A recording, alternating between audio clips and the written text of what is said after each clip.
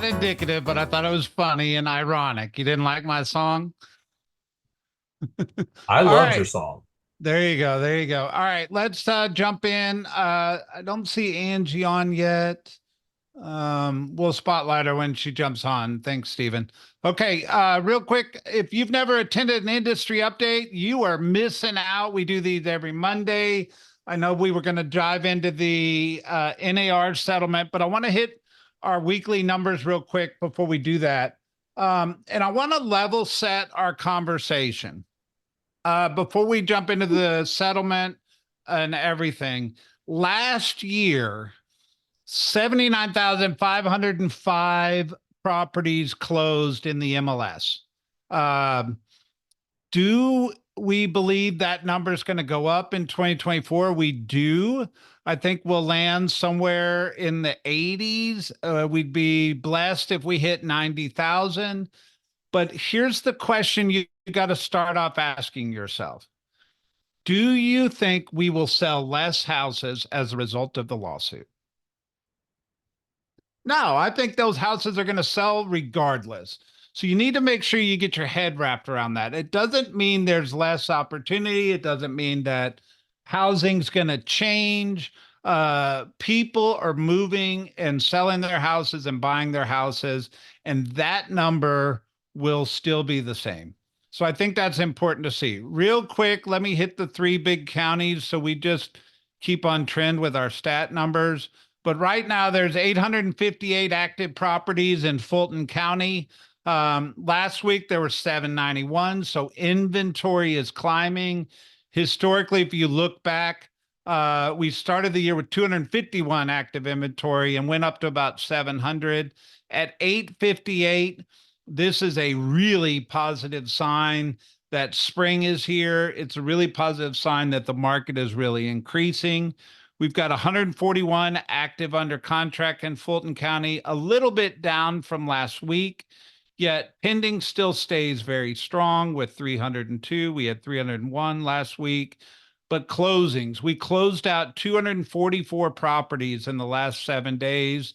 The previous week, we closed out 316 and 260 before that, but there were very few twos and threes in the weeks prior. So closings are happening at a increased pace.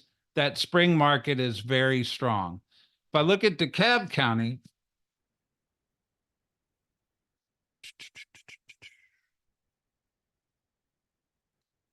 inventory is sitting at 430 active inventory, just slightly down from last week, but certainly drastically increased from the previous weeks. 87 active under contract in the last 7 days, a little bit down from the previous 7 days, but 87 is a really healthy number. There's 167 pending, pretty close to what we were last week at 171, but we had 158 closings in DeKalb County in the last 7 days. Previous to that, there were 183. Previous to that, 142, and then dismal numbers prior to that. So that spring market is definitely showing up in the data points. And then last but not least, Cobb County. And you can always get to these numbers on therealestatestats.com. It's just where I'm pulling it straight from the website we publish for you. Active inventory is one listing shy of 400 in Cobb County. Certainly really built up into the spring market. 90 active under contract, slightly down.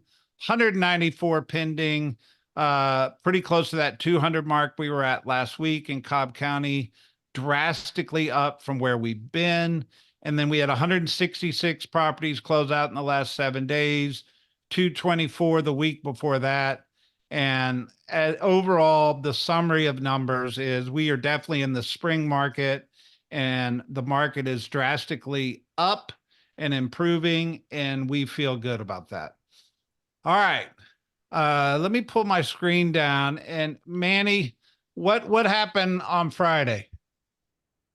Oh, we had a lot of fun on Friday. Yeah. Yes, sir. You We did.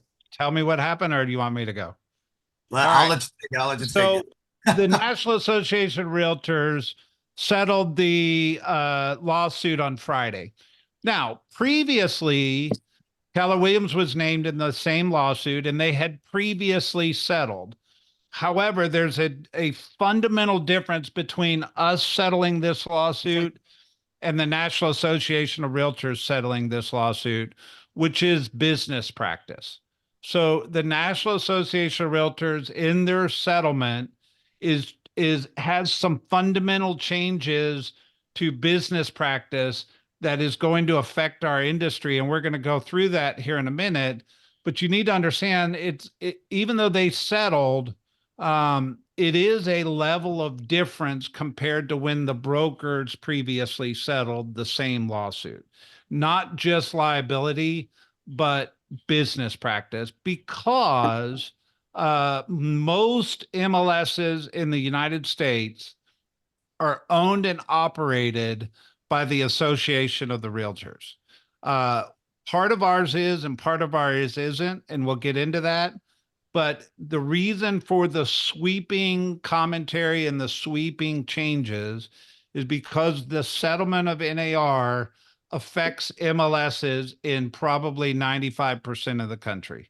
And we'll get into that. But I just want to make sure you understand what we're talking about and where the commentary is coming from. I And have just to put, add real quick, Brett, just yeah, to add go real ahead. quick, the settlement was announced, but it is subject to the court approval, which could create some changes in there, but just wanted to be clear on that one. Correct. The Department of Justice has not approved the settlement yet.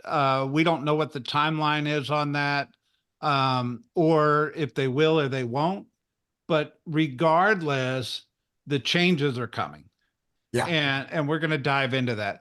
So I put this memo together, and everybody will get a copy of this memo.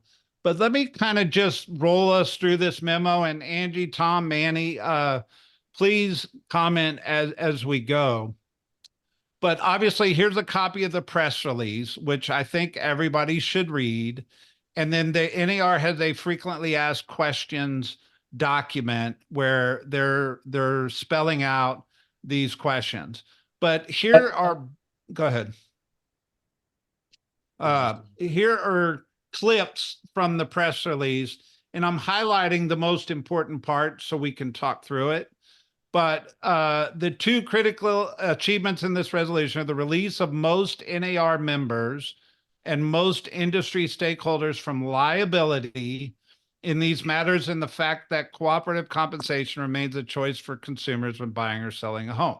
Nearly all brokerage entities that had a residential transaction volume in 22 that exceeded $2 billion, and MLS is not wholly owned, this is important language we'll get to in a minute, by realtor associations to obtain releases effectively if they choose to use it. Here's my commentary around these statements. I do believe that the release of liability allows our industry to move forward in a positive way. We've been stuck in the unknown. We've been stuck in the what's this mean? What's this what's this going to do to our industry for quite a while, and the movement forward is always a positive thing. And you need to understand whether this happened today or a year from now, the writing was on the wall that changes were coming, period. Like, you need to understand that the changes were coming, whether NAR settled this lawsuit Friday or they spelled it out over a year. The changes were inevitable, and we're going to go through that. I think it just takes the unknown out of the liability, meaning we don't have to worry about liability now, and it moves us into the unknown of change. And it's some of the change is known and some of it is unknown. We'll spell that out. Yet change is inevitable, and that creates fear for people. And I don't want to discredit that there's fear around this, but I put a quote on Facebook earlier or a couple days ago that said, "The greater the doubt, the greater the awakening." And I think naivety in this context around these changes could be a critical error on an agent's part. And I think you need to understand what change is and how we navigate it. And we're gonna dive into that, and obviously today, and certainly in the time forward. We do embrace change as we always have, and we know with great leadership, training, and coaching, we will thrive. I believe that, guys. I believe we are set up as an entity, as a company, that we will find best practices, we will train to best practices, we will coach to best practices, and our agents will thrive as a result of that. And that's not any one person, that's the collective of the brain trust coming together to figure out our solutions and our win in spite of change. Um, NAR fought to include all members in the release, blah, blah, blah. However, not all realtors are actually absolved of liability. There are certain companies that are still at risk of liability. And what you need to understand about that is we are included in the liability release this settlement has provided as Keller Williams Realty agents and brokers. It matters who you're in business with more than ever. And here's what I would say to you around that. From an agent point of view, I'm not sure you really feared the liability around this. Yet, obviously, at the brokerage level, we certainly had some fear around the liability of this. Yet, what you need to know is if the settlements didn't take place, the copycat lawsuits and the lawyers were eventually going to come after agents. And there were agents named in the Texas lawsuits that were having to defend themselves. And I do believe this is like a really positive thing for most realtors, especially our agents. We are absolved of liability around this whole legal situation. Brett, I'm Um, going to add Go one ahead. piece there on that one.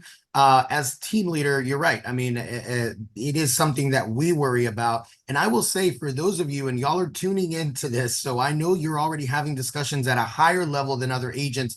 This is going to be a very important part to talk about with others out there that you're working with, right? Who are not protected, those smaller brokerages, those companies that didn't settle. These are important conversations to have, especially if you are talking to them about, coming, joining our offices and things like that. That is one of the incredible points that you want to talk about. It's very relevant in the combos that we're having. Yeah. I mean, here's the thing. If they're not a realtor member, they are not absolved of liability here. They don't get the benefit of the liability protection that NAR just settled. Now, not all NAR members were absolved, as you can see here, yet most were, and we certainly were. So I think that's an important thing to point out. Um, in addition to the financial payment, NAR has agreed to put in place a new MLS rule prohibiting offers of broker compensation on the MLS.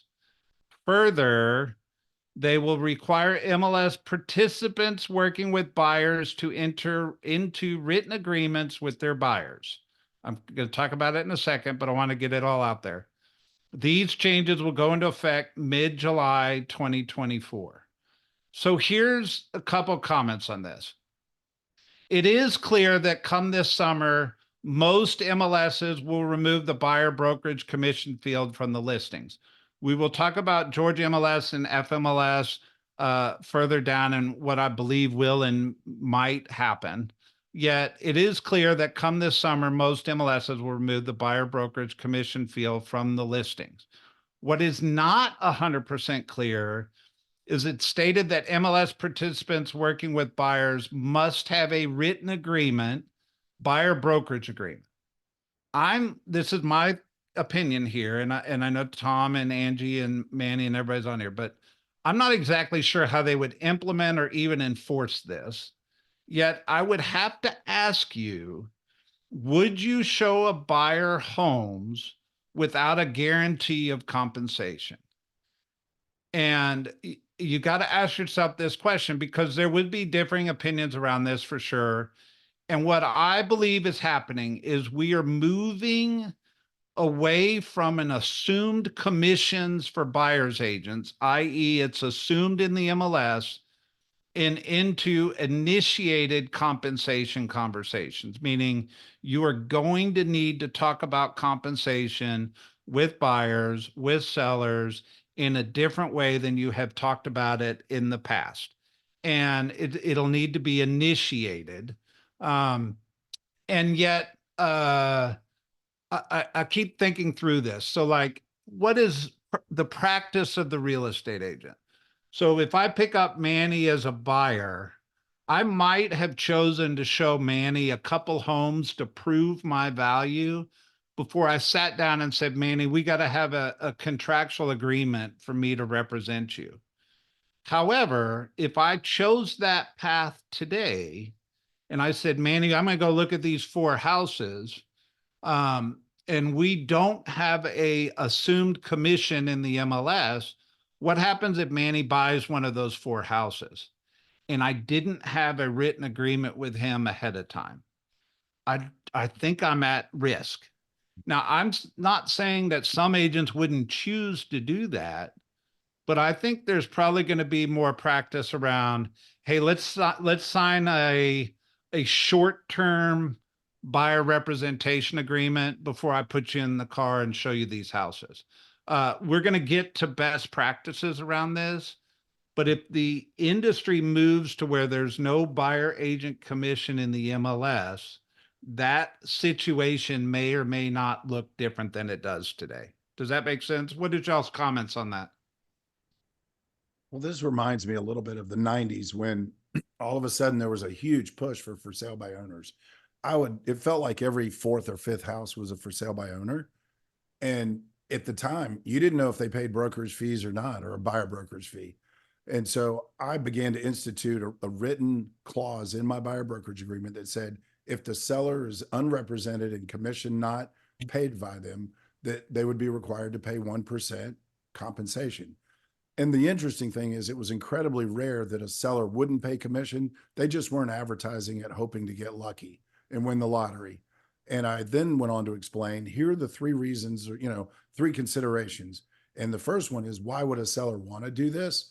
And inevitably, it's never because they want the buyer to share in that windfall and collect a better price because commissions aren't paid. It's really all about them. The other thing I reminded him, the people that would do it are either ultra professional, an attorney, a past broker that's retired, or they're incredibly naive and foolish. And either way, you're likely at detriment without proper representation. And then, so the third component is, how do you win in this environment? What I like about this is that we're out in front of it. And the challenge, when you win a board game, you have to understand the rules, and then you have to understand strategy. We're now being re-scripted on the rules side of things. Now we're evolving into strategy. What does Correct. the conversation look like? Buyer brokerage is not going away. It's not less valuable. If anything, it's more valuable. So I'll leave that there. You're doing a great job, Brett. Yeah, no, I think context is important. I love your analogy around the board game because you're right. Today, I'm just discussing rules. The rules of the game are changing, yet the strategy is still coming, right?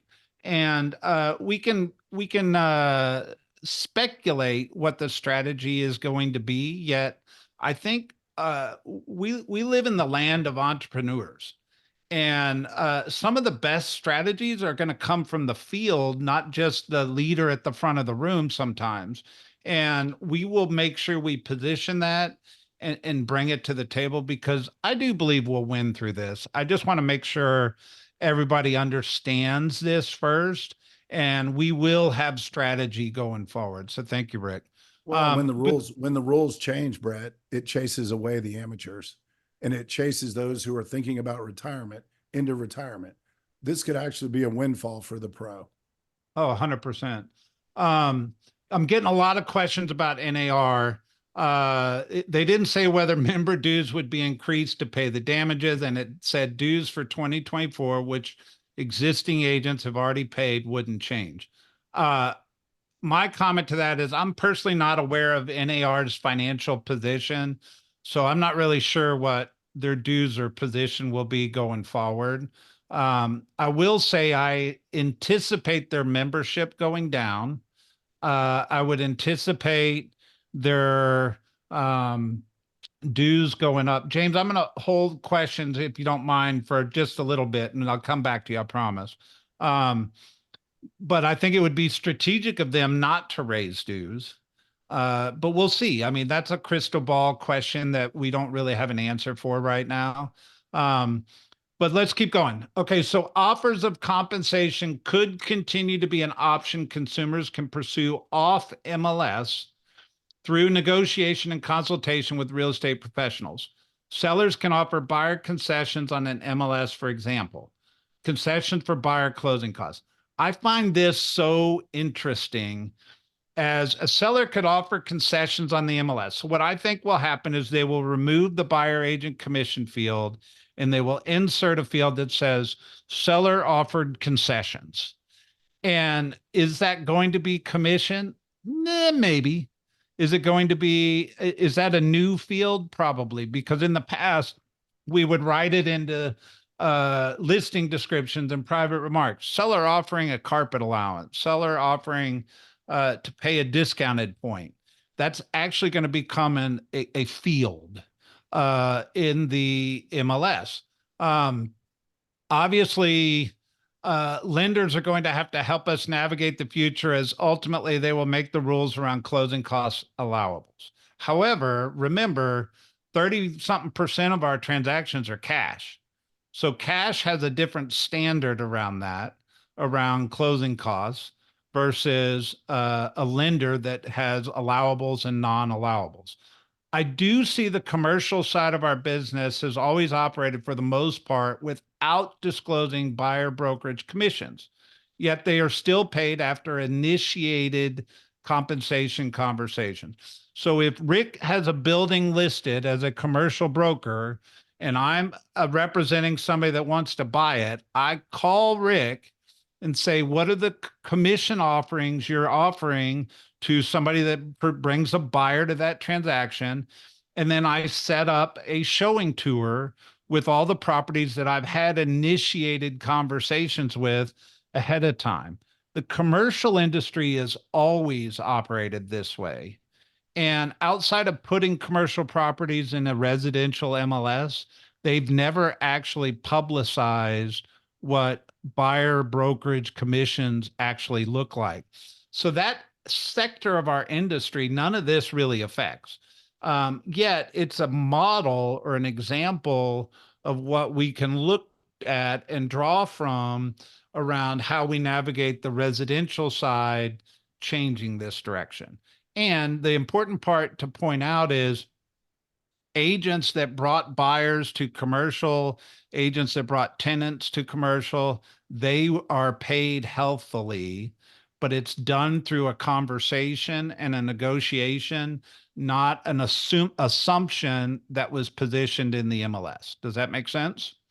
Yep, Brett, to this point, the one thing that stood out Yeah. to me, is this really resounds with what we've been talking about at Hogue, Heart of Atlanta, Year of the Professional, right? You are going to have to deal with agents, and we are going to have to pick up those phones for these conversations. We are going to have to accept that texting is a form of communication for agents. And if we want to get information, we've got to do it, right? There is a level of upping your game that is going to happen here. And being able to respond in a timely manner, answer those questions is only going to lead to the best result for, us and the client. Absolutely. So I've been kind of collecting frequently asked questions from the team leaders and people that are texting me and just kind of compiling it. And then just to mention, NAR has a frequently asked questions section too. But one of the questions I got was, how's this affect VA, FHA government funded loans that historically do not allow the buyer to bring additional commissions to the table? Currently, the commissions would need to be paid from the seller side of the closing disclosure. They still can be paid from that side, guys. The seller can still pay a commission to listing agent, can still pay a commission to the buyer's agent. It's just not an assumption that's going to be published in the MLS. So theoretically, our business model has not changed outside of the assumed commission that buyer agents have by working through an MLS. So they still can pay from that side, yet it will be negotiated at time of offer versus assumed through the MLS. But lenders will certainly have to help us navigate this, right? I don't think this changes. I think offers from the buy side are going to be positioned differently around net offers. Meaning, if I'm working with an FHA buyer and I'm presenting an offer to a listing agent, in the past, I sent the offer, but I may actually include a net offer presentation with that offer, right? Because it is negotiated, and that's an important part of this. What do I see the greatest opportunity for our agents? I think great agents will learn and adapt to these changes quickly. I also believe when we unbundle commissions, which is basically what's happening, there are opportunities to increase compensation. I think listing agents might end up charging more than 3%. I think great buyers, I've even gone out of left field and thought, I'm not advocating this. This is not what I think is going to happen. It's just my brain going down a wormhole for a minute. What if buyers acted like buyers agents acted like attorneys and charged a retainer fee and said, this is my dollar per hour. And they started keeping track of their time. Well, if I have to show somebody 40 houses, I might end up making more than 3%. But I don't know that that's where the industry is going. And I want to be very clear. That's just a crazy commentary. But I do believe our industry is one of the few industries that we are not compensated based off of experience. Meaning a brand new agent sells a $400,000 house is going to get 3% versus an agent that's been in the business 25 years with a whole lot of experience would get the same 3%. Maybe this actually works in the favor of experience. We'll see, but I think there's opportunity to increase compensation, not decrease compensation, but we'll learn to navigate that together, right? But Rick, you and I have talked about this on Mojo Mondays and all kinds of things. Change is always followed by periods of innovation. And we're entrepreneurs, guys, and I expect we're going to, the best ideas are, I hadn't even thought of yet, right? Like we will be amazed by the entrepreneurial spirit that's going to show up here around best practices. And I'm actually kind of excited by that. We've been talking about the year of the professional and how we're taking our industry to a higher level around professionalism. And I expect professionalism to be a premium. I expect experience to be a premium. And I think this is an opportunity to position that, because by the assumed commission that the MLS provided prior, it just set our value instead of us having the opportunity to set our value. So I think there will be opportunity in that regard. And I think it's important to mention listing agents always hold the key to the industry castle. And this doubles down on that equation. I don't see the business for listing agents actually changing that much outside of the conversation and the practice that they do. But I think listing agents will still be charging, if not even maybe have an opportunity to charge a higher rate, just like they always have. So anyway, I just see that as opportunity. How does this affect membership and fees? Once again, guys, I don't have a crystal ball on this. I do think the membership probably will go down because I think some of the amateur agents or the agents that are living in naivety and don't want to change potentially might exit the business. I think fees go up over time regardless. Inflation's a real thing, as we've learned through this last little economic downturn. I think if you have a Netflix account, you've watched your fee double and triple over the last 5 years. I think that's just an assumption. But I am conflicted around NAR. To be transparent, we do have sweeping liability protection, which I'm very grateful for. As I mentioned before, if I was not a realtor member as an agent, I do not have liability protection from these commission lawsuits. But if you're a realtor member and in the group that is protected, there's a lot of value to that, even though most agents don't even understand what that really means. But I'm telling you, there's a lot of value to that. And having said that, going forward, I believe NAR's got an opportunity to clarify their value proposition to the industry, but it's no different than our opportunity to clarify ours as real estate professionals. I think value reset is at the doorstep. Does that make sense? And I'm going to stop for a minute in case there's any questions or comments or thoughts. I'll just add this. One thing that's really exciting to me is that our company is different than most in the way that we aggregate energy and collaborate, and that the collective wisdom we have as a group is unstoppable. It's not if, it's when we figure it out. And I can't imagine that by feeding back experience in the real world as we, work through uncharted waters, we're going to get there. We're going to get there. And we've For been sure. talking about this for months. This isn't a new conversation. It's just We've been talking about it for longer than a few months. It I'm just saying, it's now all of a escalating. sudden now everybody knows we're serious. Right. Yeah. But Yeah. if you're shocked by this conversation, you've been in a hole hiding. Yeah. All right. Yeah. Let me hit the last couple ones and then we'll take questions. What does this look like for lead aggregators like Zillow, Realtor? I actually think the first move is for real estate professionals. If we hold our line on our worth and commissions, I don't think aggregators will change that much. However, if we don't hold the line on our value and our commission, I think they would be forced to change. But I don't think it's going to be an issue because I do believe we're going to hold that line. And I'm going to celebrate when it goes up, to be honest with you. What is the timeline of MLS no commission posted? It's stated mid-July, yet, as you're aware, consumers are pushing for this to happen faster. And we'll get into the media here in a second, but the MLS obviously has got to do programming in order to make those changes. So I anticipate some lead time, but not a lot, guys. Will buyers be able to view properties unrepresented? Listing agents have always been able to show an unrepresented buyer. That's never going to change. The question's going to be posed as to whether an agent would choose to show a property without a guarantee of getting paid.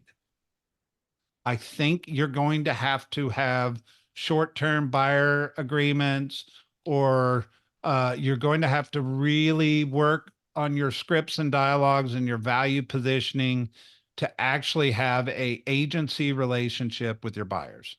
And does that mean you don't show 3 houses to try to prove value? The agreement says you're not supposed to. I wouldn't recommend it, but I think there's a reality, and you're going to determine your business practice. The settlement says a buyer is not going to be able to use the MLS without a written agreement, yet I'm not sure how this will be applied or handled. And I thought, man, I wonder if sign calls increase. Will legal documents change before the mid-year change? Quite possibly, yet the problem's never been with the legal documents, guys. Our legal documents are some of the best in the country. It was the offer of the cooperating commission in the MLS that's changing. But all that said, good lawyers will probably jump in and make changes to our legal documents. I don't know if it'll change before July. Can we post the commission the seller will pay in showing time when people schedule and utilize offer instructions to post to commission? What I'm seeing happen, everybody's trying to figure out the workaround. And I don't see this becoming a workaround practice, yet I'm sure some will attempt to do this, right? In Georgia, let's talk FMLS for a minute. So will FMLS be affected by this since it's not NAR owned? Great question. I don't specifically know the answer to this yet. I believe the whole industry will change, guys, and the consumer will most likely drive the change. Here's what's happening that I'm hearing a lot of commentary from agents. Well, our contracts have spelled this out very explicitly in our listing agreements and our buyer brokerage agreements. And FMLS is not owned by the Realtor Association. All those are true statements. But what we're underestimating is the national consumer is going to drive this change, guys. And what's happening is being accelerated by the media. And I'm already getting crazy questions from people that have houses listed, agents that are representing buyers. Regardless of all that, I think the media and the national consumer is probably going to be behind driving this change, and it's going to be a sweeping change. So we can sit back and go, well, our contracts say this, and we've got great contracts, or FMLS is not nationally owned or is not owned by the Realtor Association. Yet, I don't think that's going to matter in the end. I think the consumer's going to drive this change, and we're all going to adopt. The other thing is you need to be aware Georgia MLS is owned by the DeKalb Board of Realtors. So it is affected by this issue, and Georgia MLS absolutely will be affected by this. One interesting thing about FMLS, if I scroll back up, is it talks about, let me find it real quick. So this change will go into effect. It also doesn't include MLSs that aren't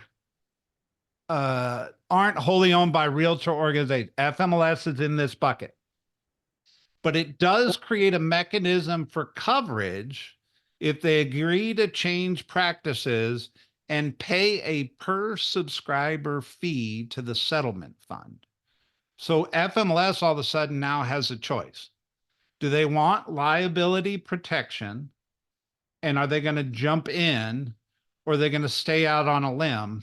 My guess is they're going to make this change. I don't know that for certain. We'll see, and we'll wait for more information.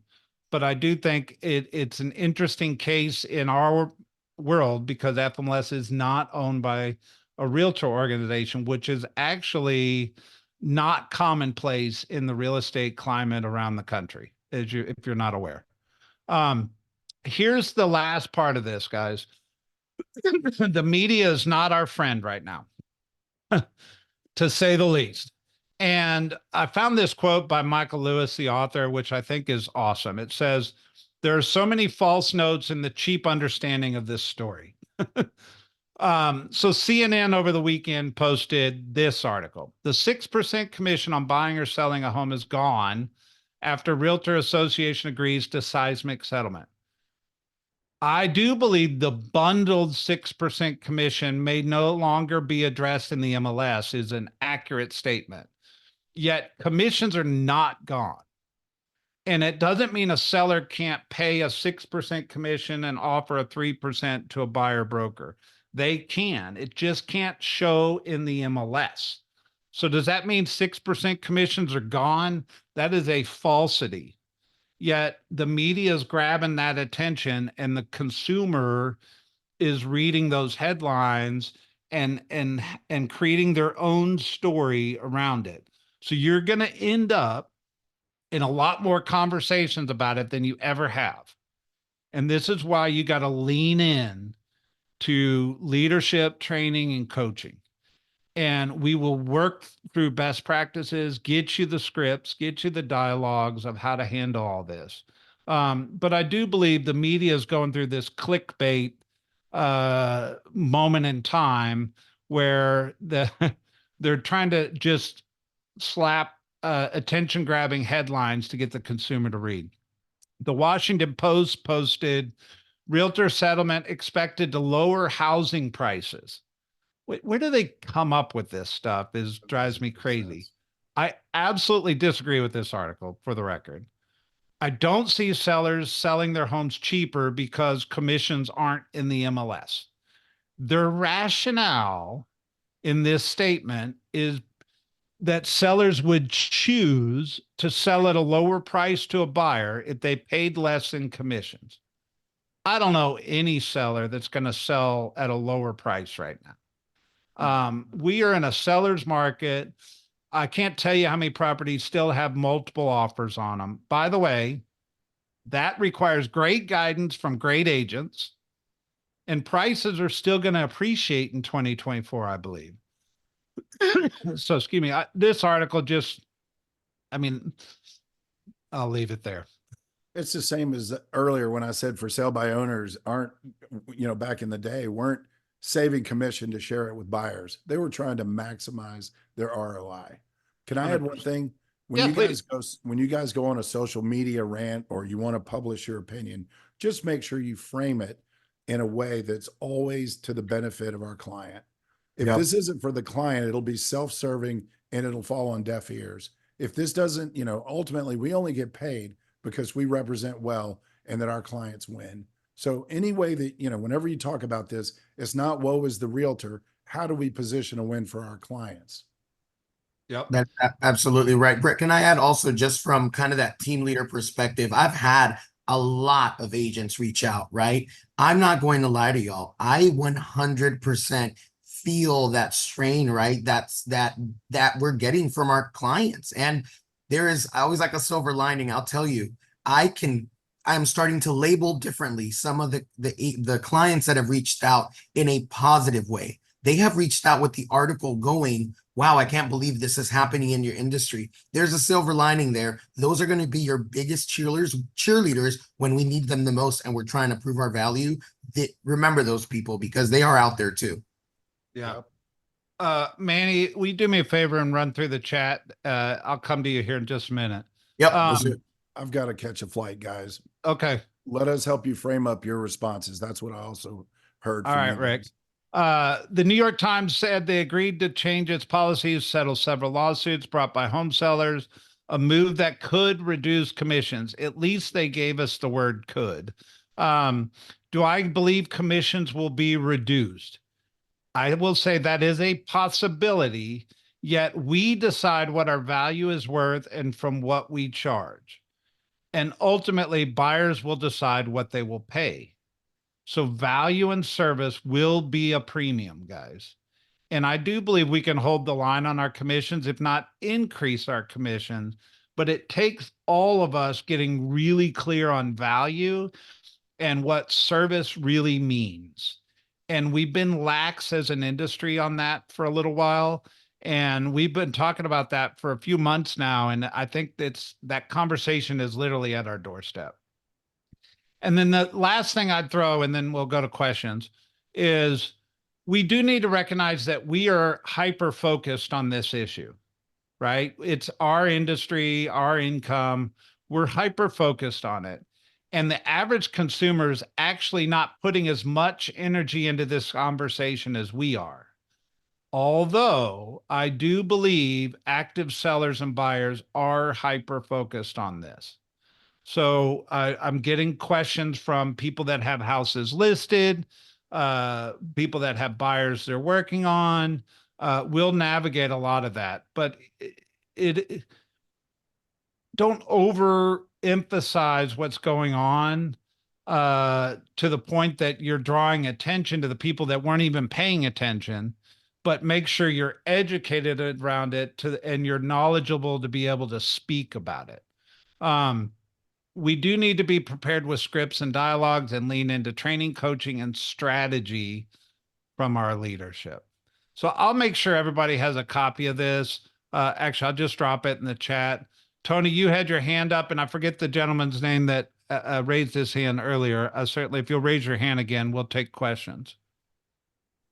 What I wanted to say, Brett, is that I am thrilled that buyer compensation is leaving the MLS, because we will no longer be forced to accept 2% or 2.5% because that's what they advertise.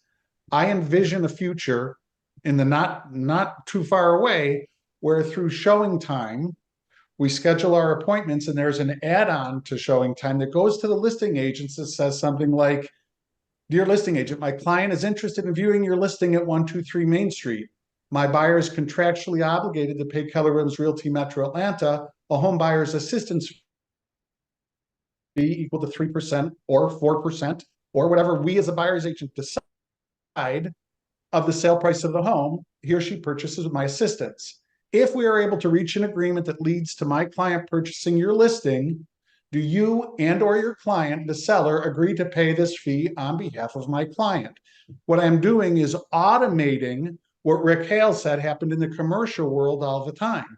So commissions could actually increase because of this. I On the agree. listing side, I would still personally, I'm not speaking for everybody, but me personally, I would still say to my sellers, look, there is a possible, I'm charging you 6% because that's what it costs me to market and sell your home. If I am lucky enough to have a buyer's agent come in with a buyer, I am willing to share up to 3% of that. But you should also know that they may ask you for more than that. As long as we get you to your net bottom line, I'd like you to consider those offers. So personally, I think there's a huge opportunity in this. And I think it's going to take some work as an industry and collectively for us to sort of get the systems out there to put these systems in place. But I'm thrilled. Yeah, I love it. Brett, I there was, think oh, real quick, it's timely. I think I should pop this up on the screen real quick. Literally, as we were on this call, KW just popped this email to us. And I think most of it we've already talked about, but here's their talking points. Buyer representation agreements required. We've talked through that. Agents must disclose the rate of compensation they receive and how this amount will be determined. Offers of cooperative compensation cannot be made on the MLS. We've talked through that. We believe it's coming off the MLS. But offers of cooperative compensation may be made off the MLS. So, Tony, exactly what you were just talking about, right? Nothing in the settlement prohibits sellers or listing agents from making offers of cooperative compensation to buyers agents off the MLS by email, newsletters, calls, texts, etc. Obviously, they got to be in a compliant manner. And then brokers can publish offers of cooperative compensation for their own listings on their own websites.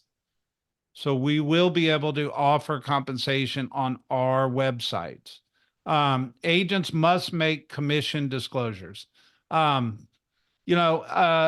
think we had already hit all these points, but I think it's important that you should look for your inbox and find that email.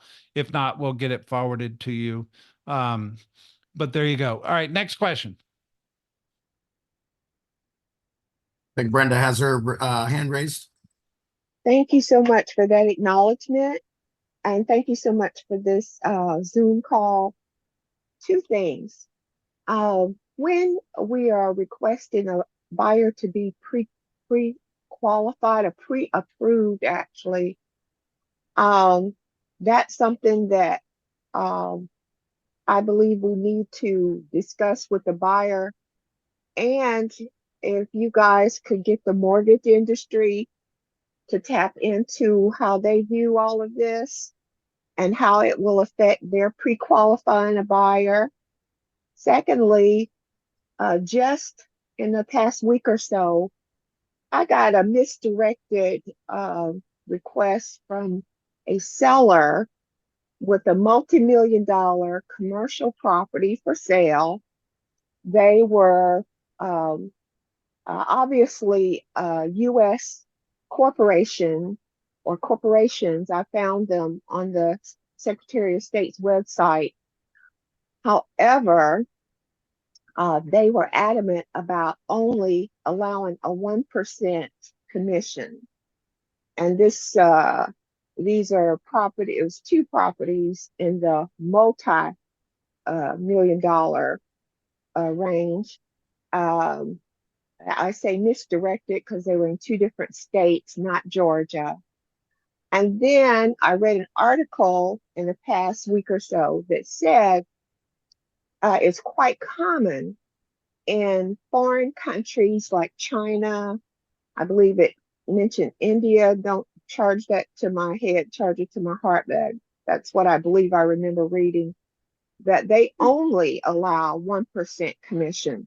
So we are getting a lot of international interest here in the United States, people moving here uh, that I think are impacting our real estate commissions, not to mention the lead charges from everybody that's coming out of the woodwork. There's a lot of deductions from what we earn, I think, that need to be addressed as we go forward. Yeah, Thank you Brenda, so what much. I would say to you is uh we are certainly going to get into strategy and best practices and probably start doing some scripting, some dialogue. We're not going to be able to control what a seller offers. We are going to be able to control what we charge a buyer. And then everything else is going to be left inside a negotiation. And I believe that's a skill set that we all could polish and work on. And you're right, there's going to be a lot of things flying at us.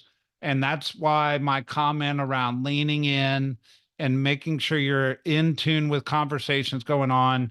We will handle it and strategize and work through it as it comes. All right, next question. And I have to tell you, we have to stop at noon. So I've got 9 minutes, guys. Hey Brett, you asked me to go through. I actually, so we've Yeah. gone through a couple of those questions. We did kind of talk about MLS. We addressed that. There was a question about, do you see a rise of flat rate buyer brokerages companies out there from Horace? He mentioned that. And then Jeff was mentioning a couple questions or a question around, will lenders be wanting to add, will we have issues with lenders wanting to add commissions? Yeah. Jeff. So flat fee, of course, there's always been flat fee companies. And there's a real thing in our industry of a discrepancy between scarcity and abundance. And the difference between the two is value. So will there be somebody that takes a low value approach and tries to do it for cheap? You better bet on it. Are we going to be that company? Are you going to be those agents? Not on our watch. We're going to always be high value, high service, and we're going to charge accordingly. And that doesn't mean you won't see that in the industry. That doesn't mean you won't compete against that in the industry. But the more clear and the way you communicate and the ability to show value will determine what your income is in the future, and we will assist you in that. But there's always been low cost companies. I mean, there used to be a whole movement of put your house on the MLS for $500. I mean, that's always been in the real estate space. Do I think you'll see more of that? Maybe, but I don't think the real estate community by and large will take that position, because the reality is the flat fee was really speaking more to sellers, not to buyers. So the I'll just double down on my statement of saying we are a culture of abundance, and that means abundant value proposition, abundant service, and abundant compensation. And we will make sure everything that we do will hold to that. Is in context of the lenders, I mean, I think the having a great lender is a premium right now. And having a relationship with a great lender is even more of a premium right now, because you want your lenders in sync with what you're doing as far as your business practices. So they help set expectations through the process and they don't become a stumbling block at the end. And I definitely think it's worthy of you sitting down and having coffee with your lender right now. I think you need to have lots of conversations around, if you consistently do FHA, VA type transactions, that's going to require a whole nother level of conversation. and great lenders has always been a premium, but maybe you're just hearing me say that for the first time. A Leaning great into the partner. relationship and a great lender is paramount. Yeah, our partners leaning into them is going to be big. There's been some, thank yous and that kind of thing. I wanted to say I personally am very proud of kind of how and luckily I'm, we're in chats with all of the team leaders. And just real quick, I wanted to add representing on our side, we've had the foresight at Heart of Atlanta, right? We've brought in brokers that are helping teach this. We are doing MREA trainings. We're doing scripts and role playing already, right? We are a collaborative team environment, and that's what's going to get us through this, right? At the KW level, couldn't be prouder. We have things like value squared, which have been mentioned before. These are things that KW at a national level was already preparing for. So although we have some doom and gloom out in the media, we have to get back to the collaborative mindset and really just keep pushing, right? As professionals, that is what KW does best. I think we're going to be very well poised for that success. Absolutely. So Natalie and Brian, I'll take your questions, and then that doesn't mean you can't ask a question. We're just not going to handle it on the live stream. So go, make them good. Just curious. So if you're looking at a house, how do you find out what the compensation is? Do you call the agent every single time? That is every single time. Very efficient. The answer is there's two answers. Today, the buyer agent compensation is still on the MLS. Tomorrow, it won't be. So you are going to have communication with listing agents around compensation. Now, you can naively wait until the moment you make an offer, but I wouldn't encourage that. And if you're a listing agent, you're going to field a whole lot more communication. And I'm telling you, it's just a practice change. And I know you don't like that answer, but that's the answer. Sorry, Natalie. No, that's okay. I just wanted the clarity on it. I mean, Yeah. just because I don't like it doesn't mean I don't need clarity. So Well, yeah, I yeah. appreciate Well, the clarity. Thank you. I think I think it would behoove agents to find that information out prior to showing property. I think there will be a chunk of agents that don't have that conversation until they're ready to make an offer, and they get surprised by it. So I'll leave that there for now. We'll get into training and strategy going forward. We're moving from assumption to conversation. Yeah. Initiated conversation. Yes.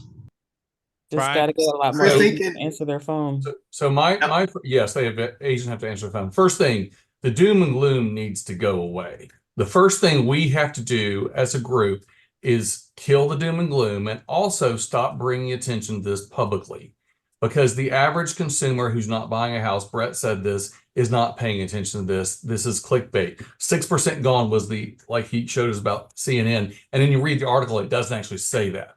So it's a lot of that. We've got to get away from the doom and gloom. I do think we have to look back to the agents who have a few years of experience, Tom, and understand how it was pre-buyer representation and how was that communicated in the past. You'd call up the agent and ask for it. The problem with that was it created sub-agency. We're not doing that. But we've got to be very positive about this moving forward. If we doom and gloom this, we're going to let this whole thing destroy us. We cannot do that. The question I have, and I've shared this with Manny as well, so this is not new, is we all should be working on what are our 30-second conversations with our friends and families who ask us the question, and be prepared to answer that question. And honestly, because if we don't have an answer and we're stumbling through it, we look like unprofessionals. And there are so many, we talk about the year of professionals, there will be fewer agents out there. And that's okay, because we will rise. We have a choice of being a Walmart level service or a very high-end level of service, and we can race to the bottom, and we know how that works with certain brokerages, or we can stay our course. Doom and gloom needs to go. Yep. There And you Chris Aiken did ask, Brett, you had mentioned it. Yeah, comes it's tomorrow. July. You weren't exactly meaning tomorrow, The right? future. Confirm it. You meant in the future. In the future. Yes. Correct. Yeah. They're not that quick. I know. All right, Angie, your thoughts. Tom, your thoughts. Manny, and then we're going to get out of here. What we're going to start seeing in day-to-day practice is the use of the GAR F-258 co-op commission agreement. This is not the same thing as the instructions to closing attorney. This is literally the legal document that establishes that a co-op commission is going to be paid. It's typically used now when one broker is not a member of the same MLS where the co-op's being advertised. But now I can see this being used all the time, so that when you have that conversation, like Natalie was asking, you actually have something in writing that you can get it nailed down. And it's called the GAR Co-op Commission Agreement. It's F-258. The other thing about the whole requirement of signed agreements by buyers, no one can be forced to be a client. So we have compensation in our buyer brokerage, but what if someone doesn't want to be a client? The GAR Forms Committee is currently working on adding compensation, and they're going to be using the word compensation, not commission, throughout the forms. But they're also working on adding a compensation section to the customer agreement.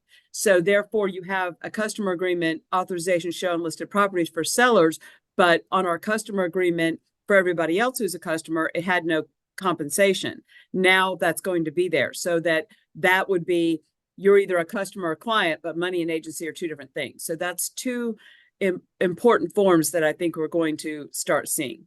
Plus, we've got all our special steps, and we've got language in our GAR closing costs contribution that says that the seller's closing costs could be used to pay a portion of the commission. Plus, we have special step 619 for VA buyers and 620 for everybody else, asking buyers to ask sellers to pay on their behalf. So lots of tools in our toolkits. There you go. Tom, thoughts?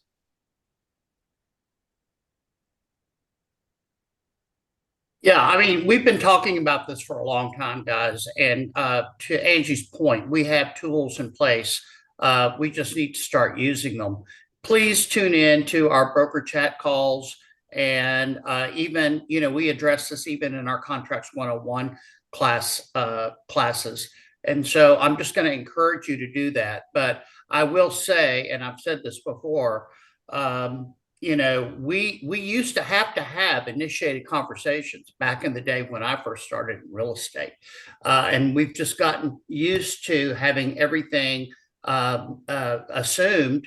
And I got to tell you that Angie and I deal all the time with mistakes that are made in the FMLS compensation piece, where the seller didn't agree to pay that, and it was a key punch error when they input the listing. And so it's not always accurate anyway. And so I really, I think we're going to be fine. And I think the fear, to what Brian said, needs to go away for now, because we've got tools in place to make sure you get paid and compensated appropriately. And can we stop posting this crap on social media, please? That's all I have to say. I mean, seriously, the only person who asked me questions about this, besides the agents who I talked to, were not my friends, not my clients. My clients didn't call me and say, I overpaid you 6 years ago. It was a waiter at the restaurant where I was eating said, so if I sell my house, what's my commission rate? My answer was 6%, because we're going to offer you a certain level of service, and that's what you're going to pay me. But it came from some rando who watches the internet all the time. Every post that we put on social media is just bringing this to the top of mind, which most people don't care about this. It was St. Patrick's Day. We should have been partying, not worrying about NAR settlements. I'll shut up. Right. No, I think to what Brian just mentioned, you're going to get a ton of different type of reactions is what we're seeing, right? I do have the agents that have had family members call them and say, I'm a little concerned. Are you going to be okay? Right. What we need to remember is people are still in meetings about this. And, I'm in light communication with some of these FMLS, MLS, Georgia MLS. They are absolutely going to come out, have solutions, work with us. It's going to happen. As Brett mentioned, partners are going to become important. So as you're talking to your clients and reminding people that we're going to be all right, there's change that's going to happen, as it happens in our industry every 7 to 10 years. It's going to happen, but we're going to navigate this. And again, collaborative is going to be the way to do it. I had a All right, question. this is Uh, not the end of our conversation. Yeah. This is just us, in Rick's analogy, which I love. We're going over the rules of the game. Strategy is coming soon, and we will get there, guys. So, I know broker chat was supposed to start 5 minutes ago, and if I don't get Angie off here and off this Zoom, that chat can't start. So, thank you for tuning in. Why aren't y'all here every Monday at 11? Have a good one.